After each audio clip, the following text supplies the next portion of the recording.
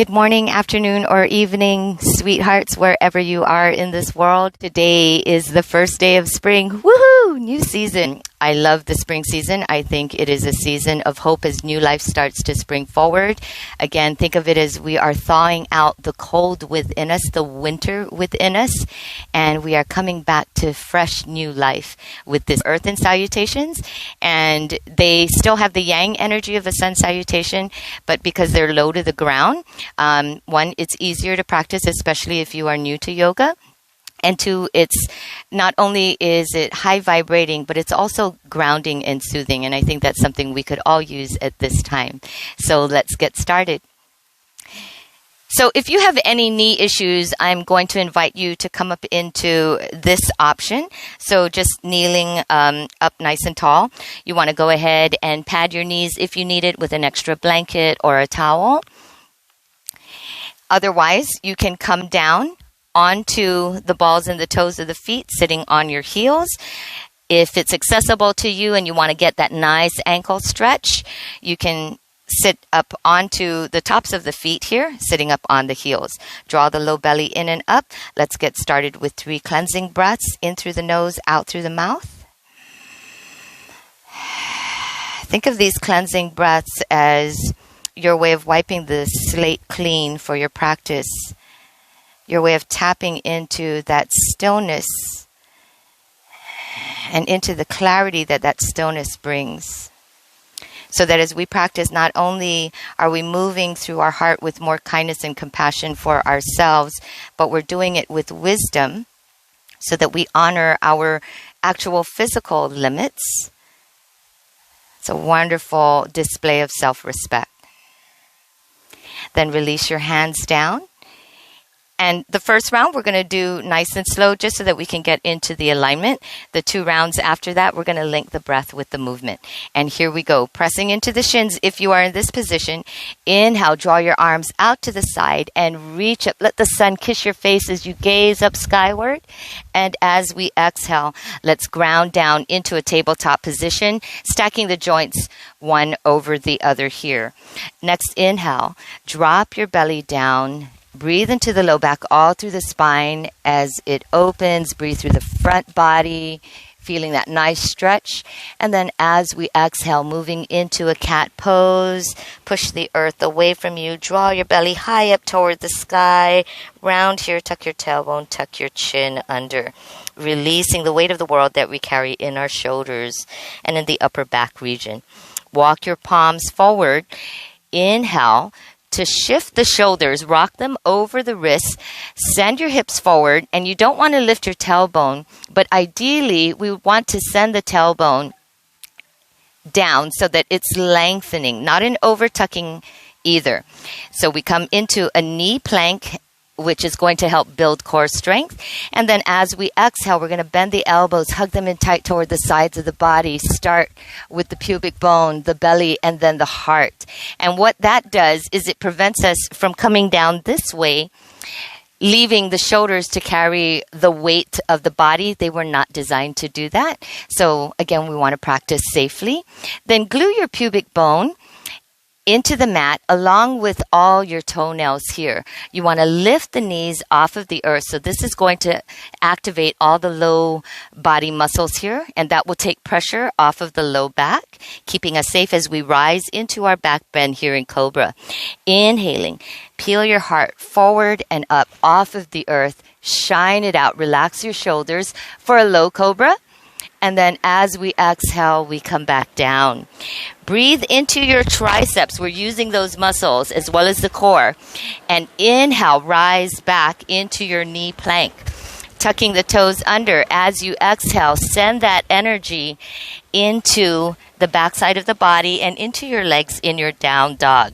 Again, modifications here. If you have shoulder issues, maybe walk your feet in a little closer toward your hands. That will take the weight off of the shoulders, and it's going to bring more of a stretch into the backs of the legs. If you are having really tight hammies, then just go ahead and bend the knees. And it's okay if your heels don't make it all the way to the mat. For some of us, that will never happen, and that's just how our bones are made. Again, your body's specifically designed for you and your purpose here in this world. breathe. Then on the next inhale, we come back into a tabletop position.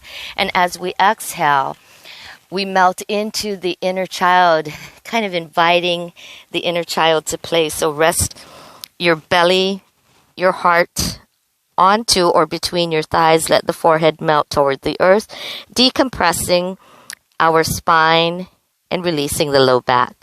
Inhale, rise up through each vertebrae, arms out to the side, up as though you are gathering all your blessings. Name it, claim it. And as you exhale, bring it in and align with it here at the heart space. So that's round 1. Here we go for rounds 2 and 3. Inhale, reach up, baby back bend if it's accessible. Exhale, rooting in your table. Inhale, melting your heart and anything that doesn't feel like love there. Exhaling, releasing any energies of trust and lack of faith that is being held in the backside of the heart space. Inhale, come into your power in your knee plank. Exhale, continue with that power. Again, power here in the physical body on the mat will manifest itself as courage and confidence off the mat and in our world. Inhale, open your heart, spread that love like it's beaming out through your chest, and then exhale, release. Inhale, press back up again, find your power. Exhale, come into that down dog, 3 breaths. And maybe your gaze is right between your legs. And if it is, go ahead, open your eyes and notice what your world looks like upside down, a different perspective. 1 more breath. Then take another inhale into the table.